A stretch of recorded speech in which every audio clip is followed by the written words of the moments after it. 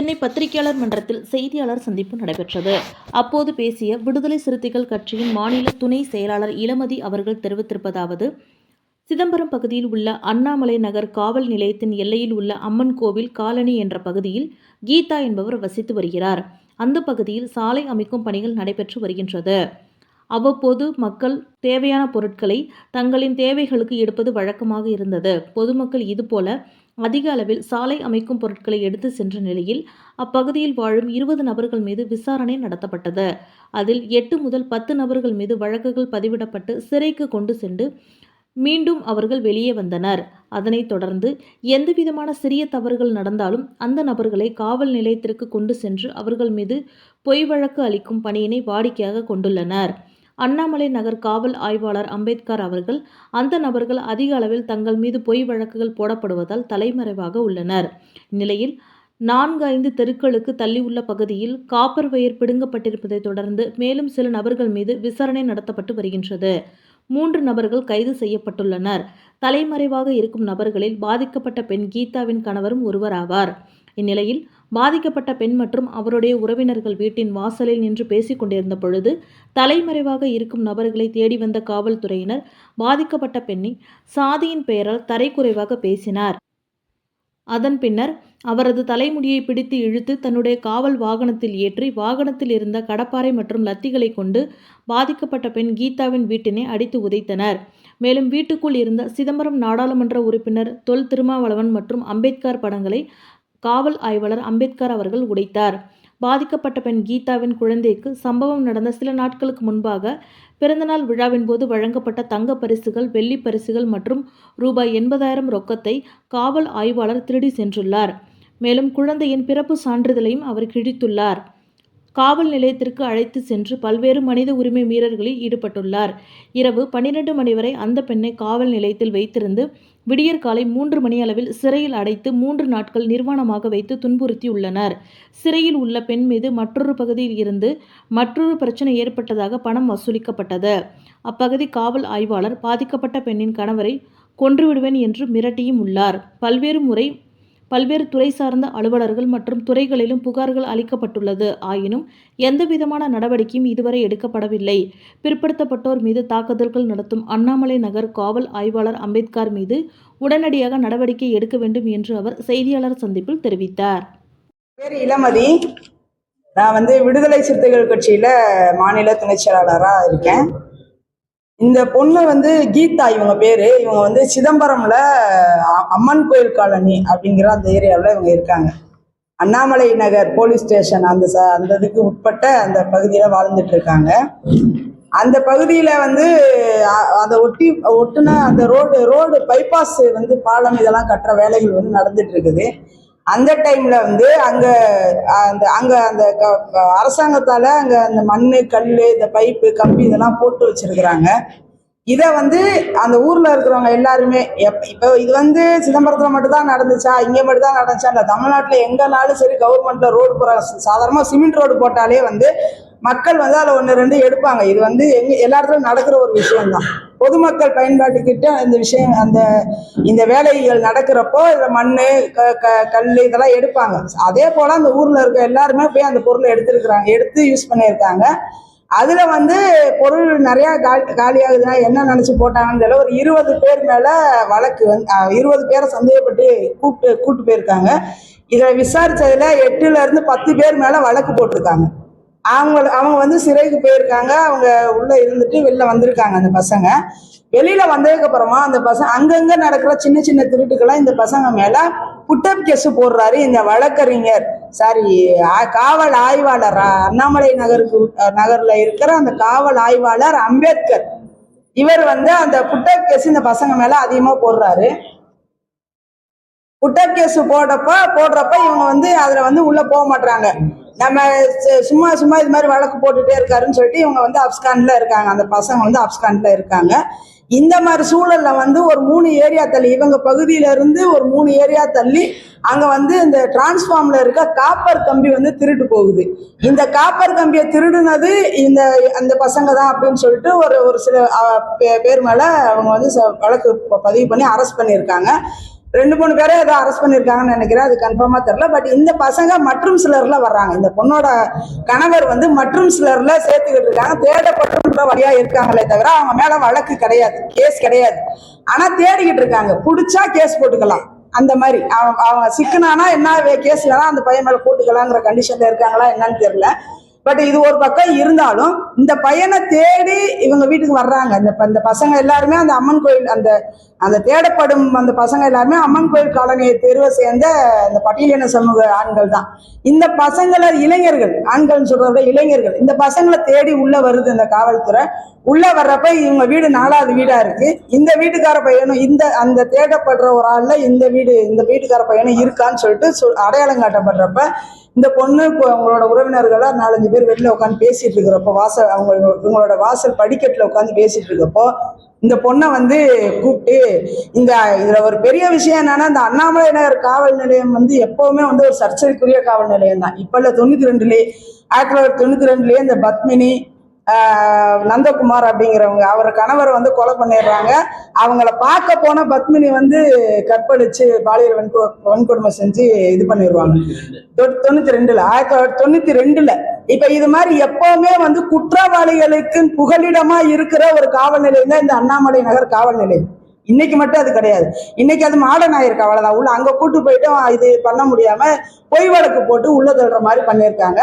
இப்ப இந்த பொண்ணு இதை தேடி வர்றாங்க. உள்ள தேடி இந்த பொண்ணு வந்து எதுக்காக புருஷன் எங்கன்னு கேக்குறாங்க. அப்ப இந்த பொண்ணு என் வீட்டுக்காரர் வந்து இல்ல, அவன் பெயிண்ட் வேலைக்கு போற பையன், கொத்தனார் வேலைக்கு போற பையன், வேலைக்கு போயிருக்காரு, சாயந்தரம் வந்தோடனே வர சொல்றேன் சொல்லியிருக்கிறாங்க. என்ன எதுக்காக தேடி வந்திருக்கீங்கன்னு இந்த பொண்ணு கேட்டிருக்குது. நான் உன்ட்டு அது காரணம் சொல்லணுமா? என்னையவே ஏரியா தேடி வர வச்சிட்டீங்களா நீங்க அப்படின்னு திமிரா பேசி அந்த வார்த்தை, ஒரு மமதையான அந்த வார்த்தை, என்னையவே நீங்க உள்ள வந்து நீ ஏரியா போலீஸ் தானே, அவரு காவல்துறை தானே, காவல் ஆய்வாளர் ஏரியாவுக்குள்ள வரக்கூடாதுன்னு ஏதாவது சட்டம் இருக்கா? ஆனா அவர் என்னையவே ஏரியாவுக்குள்ள வர வச்சிட்டல அப்படின்னு சொல்லிட்டு அவர் உள்ள வந்திருக்காரு. சொல்லிட்டு இவங்க இந்த பொண்ணை வந்து முடிய பிடிச்சி இவரோட ஜாதியை வாடினா என்கிட்ட திமுறா கேள்வி கேட்கிற அப்படின்னு சொல்லிட்டு இந்த பொண்ணை என்ன பண்ண முடிய பிடிச்சி இழுத்து ஜீப்ல வந்து உட்கார வச்சிட்டாரு. உட்கார வச்சது அதோட அவரோட வன்மம் வந்து அடங்கல. சாமி படத்துல வர்ற விக்ரம் ஒரு ஸ்டைல்ல வந்து என்ன பண்றாருன்னா, ஜீப்புக்குள்ள இருக்கிற அவர் ஜீப்ல வச்சிருந்த கடப்பாரை, அந்த ராடு, கத்தி இதெல்லாம் எடுத்துக்கிட்டு இந்த பொண்ணோட வீட்டுக்குள்ள நுழைஞ்சிடுறாரு. அத்துமீறி அப்படியே குற்றம் பண்ணியிருந்தா கூட அவங்க வீட்டுக்குள்ள புகுந்து வீடை அடிச்சு உடைக்கிறதுக்கு அவருக்கு வந்து யார் அனுமதி கொடுத்தாங்கன்னு தெரியல, அதிகாரம் கொடுத்தாங்கன்னு தெரியல.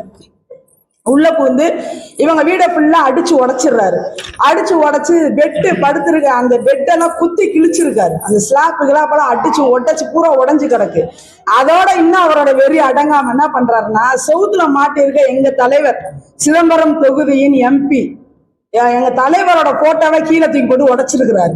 அம்பேத்கர் போட்டோ அங்க இருந்திருக்கு. அம்பேத்கர் பேரு, இவர் பேரு அம்பேத்கர், ஆனா அம்பேத்கர் போட்டோவை கீழே தூக்கி போட்டு உடைச்சிருக்காரு. இதை விட இன்னும் உச்சபட்சமா போய் ஒரு மனநோயாளி மாதிரி என்ன பண்ணிருக்காருன்னா, இந்த குழந்தை அப்ப வந்து இந்த குழந்தைக்கு 1 வயசு, இப்போ 1.5 வயசுன்னு நினைக்கிறேன், 1 வயசு. அந்த சம்பவம் நடக்கிறப்ப இந்த குழந்தைக்கு 1 வயசு. இந்த குழந்தைக்கு பர்த் சர்டிபிகேட் இருக்குல்ல, அதை எடுத்து படிச்சு பார்த்து கிழிச்சிருக்காரு. பர்த் சர்டிபிகேட் மேல என்ன வன்மம் இருக்குன்னு தெரியல, அதை கிழிச்சு போட்டிருக்காரு. அவ்வளவு பெரிய மனநோயாளி மாதிரி அங்க இருந்து நடந்துட்டு இந்த பொண்ணோட பேக்ல இருந்து 5 சவரன் நகை. அந்த நகை எப்படி வந்துச்சுன்னா, இந்த பாப்பாவுக்கு பர்த்டே முடிஞ்சு 10 நாள் தான் ஆயிருக்கு. அந்த ஃபர்ஸ்ட் பர்த்டேவுக்கு அவங்க ஃபேமிலி ரிலேஷன்ஸ் எல்லாம் அந்த மொய் வைப்பாங்கல்ல, அந்த மாதிரி வந்து செஞ்சதுல 5 சவரன் நகை இவளோட பேக்ல வச்சிருக்கா.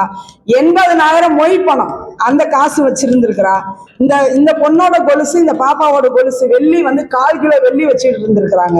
இது எல்லாத்தையும் காவல்துறை என்ன பண்ணுச்சு, பறிமுதல் பண்ணிட்டு போயிடுச்சு. அதோட அந்த பையன் இவன் ஹஸ்பண்டோட மாமாட்ட வந்து கார் இரவல் வாங்கி வச்சிருக்காங்க. இந்த ஃபங்க்ஷனுக்காக அங்கங்க போக வர தேவைப்படும் சொல்லிட்டு ஒரு காரை இரவல் வாங்கி வச்சிருக்காங்க. அந்த கார் மேல எஃப்ஐஆர் போட்டு அந்த காரையும் தூக்கிட்டு போயிடுறாரு.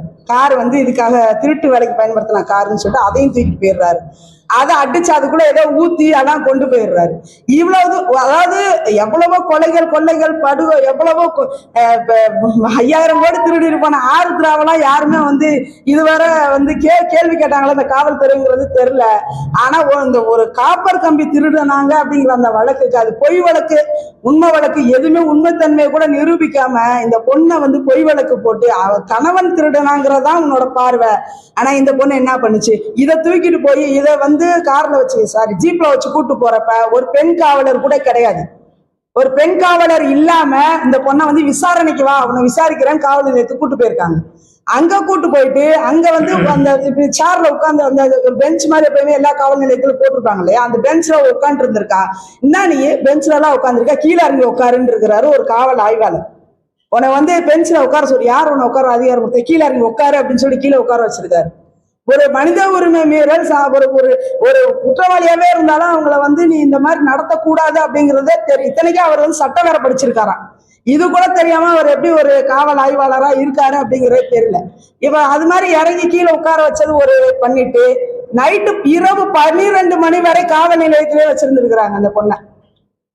ஒரு பொண்ணை வந்து 6 மணிக்கு மேல காவல் நிலையத்தை வைக்க கூடாதுங்கிற சாதாரண அந்த அடிப்படை அறிவு கூட இல்லாத 12 மணி வரை காவல் நிலையத்திலே வச்சிட்டு இருந்துட்டு அதுக்கப்புறம் மேஜிஸ்ட்ரேட்டை கூட்டு போயிருக்காங்க. அதுக்கப்புறம் 3 மணிக்கு கொண்டு போய் சிறையில விட்டுருக்காங்க. விடிய காலையில 3 மணிக்கு சிறையில விட்டுருக்காங்க. அதுக்கு சிறையில விட்டதுக்கு அப்புறமா சிறையில வந்து 3 நாள் இந்த பொண்ணை நிர்வாணமா விட்டு அடிச்சிருக்காங்க.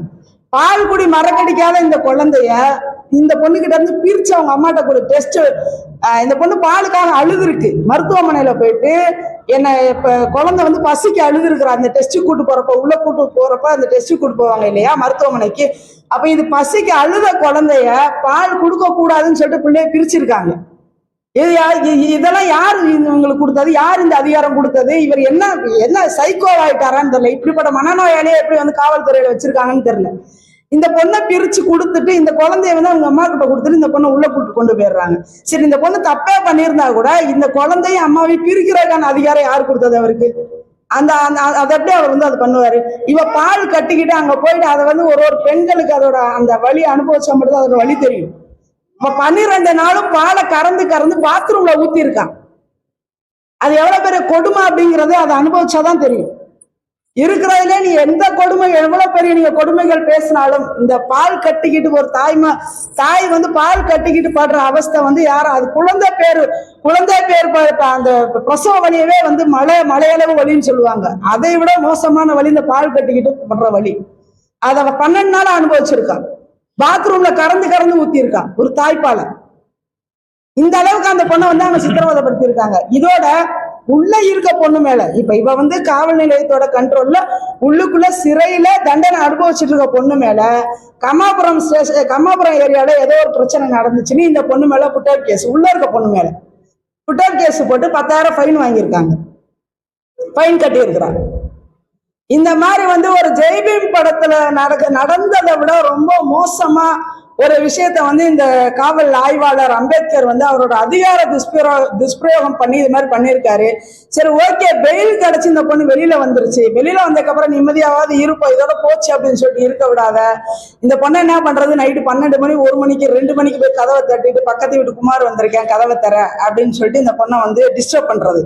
ஜன்னல் வழியா வந்து டிஸ்டர்ப் பண்ணுது. யார் ஆல்ரெடி ஜன்னல்லாம் அடிச்சு உடச்சு வச்சிருக்காங்க, இருந்தாலும் அந்த பக்கம் நின்று வந்து இந்த பொண்ணை தூங்க விடாம டார்ச்சர் பண்றது. ஆமா, இல்ல யூடியூப் சேனலுக்கு வர்றதுக்கு முன்னாடி அதுக்கப்புறமா தான் இந்த பொண்ணு வந்து என்னை வந்து தொடர்புக்கு வர்றாங்க. என்னால நிம்மதியா இருக்க முடியல, ஒரு 100 நாள் வேலை, அவன் ஹஸ்பண்ட வந்து பார்த்தா சுட்டு கொன்னுருவேன் அப்படின்னு சொல்லிட்டு மிரட்டுறாரு.